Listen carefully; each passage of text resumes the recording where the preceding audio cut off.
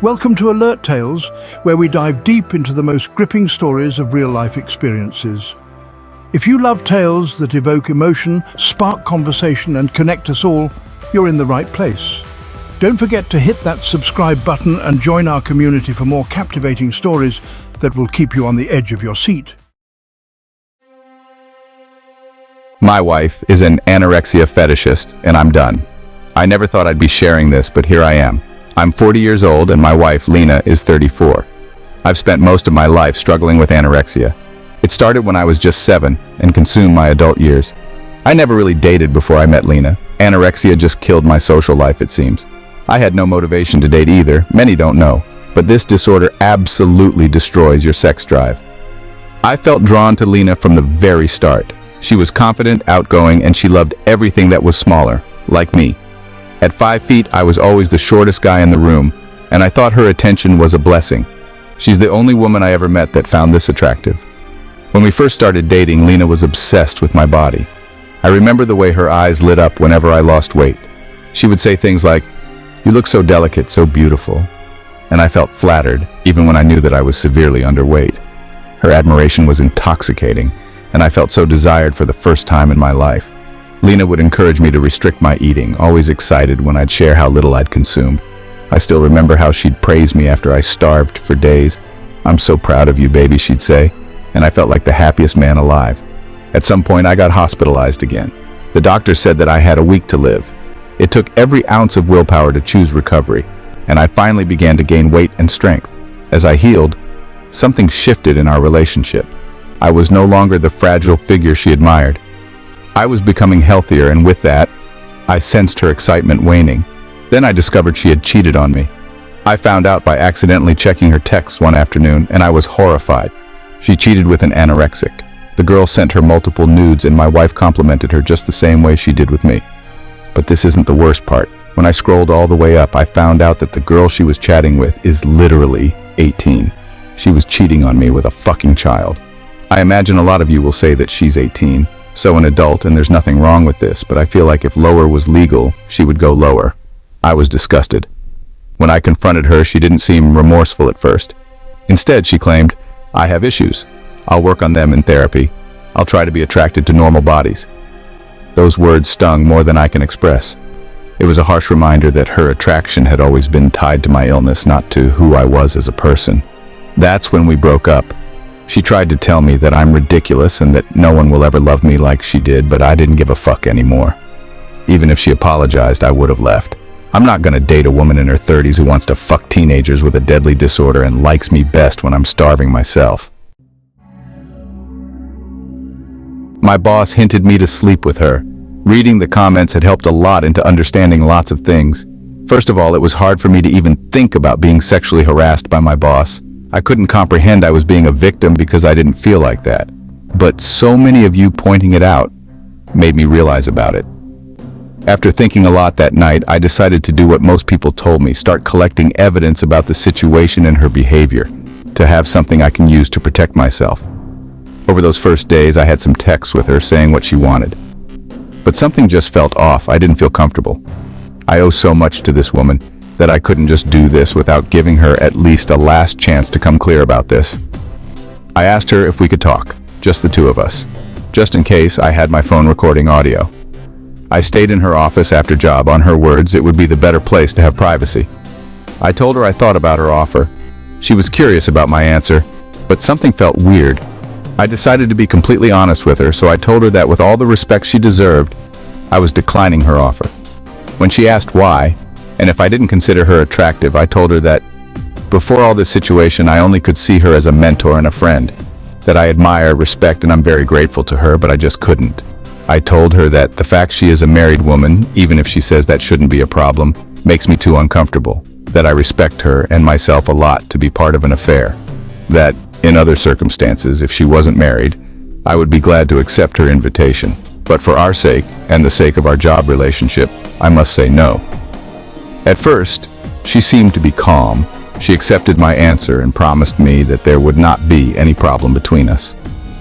But she slowly started to break down until she was crying a lot. She seemed so hurt, so heartbroken. I didn't know what to do. except for hugging her tight and trying to calm her. After she calmed down a little, she told me everything. Some weeks ago, she found that her husband was cheating on her. It was the 4th time. She told me about their marriage. That for both of them, separation or divorce are not an option. They love each other and the idea of being apart is too much for them. They tried it after the 2nd time he cheated and both felt miserable. So she ends up forgiving him, giving him another chance, and they live happy until he cheats again. She told me that over the years, he had been the best husband she could ask for. But after the last time, she was so tired of all this, she was about to end things with him. But they talked and decided to give a last chance to their marriage. That's when her husband convinced her to have her own affair. In order to save their marriage, they wanted to open it. That's why she proposed it. It was like a way to make things fair between them. She explained to me that she decided to ask me as I was the only one she could trust enough to ask for something like that. And she hoped that after all we have done together, I could at least think about it without creating a problem or telling anyone. But after I told her I wanted to talk, she started to have lots of doubts and regret to ask me, because she believed I was about to say yes. And after I said no, she was so relieved and immediately felt heartbroken. She said she loved her husband, and after all, she couldn't do this to him. She felt so guilty for accepting this idea, for accepting all the ideas that would follow after doing it. And the thing that hurt her the most is that she realized she wasn't able to do this to him, but he had done it more than once to her. I consoled her for hours. When we were done talking and left to our homes, it was almost midnight. She thanked me for everything, for consoling her, for the trust, for being a gentleman, and promised me that everything will be fine, and said she was happy I ended up being loyal and a good friend. After that, the weekend was very quiet. And today, she seemed to be way better. She told me everything is okay, they're talking, and I don't have anything to worry about. 6 years ago, we found out that our 2-year-old had a brain tumor. Everyone was immediately rushing to our support and messaging, offering to do anything we needed when we announced we were being transferred to a major hospital to undergo surgery. In total, 5 surgeries were required. We lived there for a month until we were discharged. Anytime we put a post up, it was filled with comments being supportive, as you'd expect. But over time, things have just drifted away.